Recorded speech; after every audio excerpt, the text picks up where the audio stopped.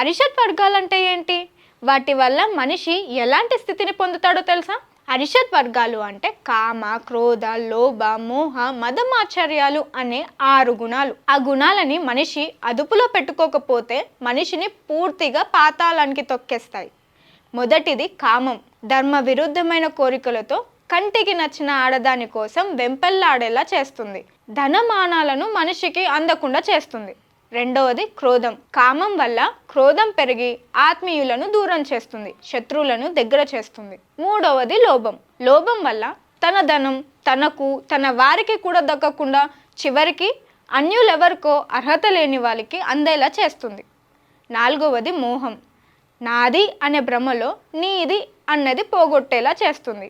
ఐదవది మదము. మనకున్న కొద్దిపాటి శక్తులను చూసుకొని విర్రవీగేలా చేస్తుంది. ఆరవది మాచర్యం. పరులను చూసి ఈర్ష్యపడుతూ, ద్వేషిస్తూ, పగతో అహంకారపూర్వకంగా ప్రవర్తించి తనను తాను కోల్పోయేలా చేస్తుంది మాచర్యం.